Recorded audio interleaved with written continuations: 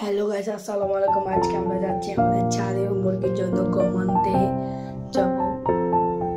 এই যে আমরা ছাদে আস্তে আস্তে পৌঁছে গেছি।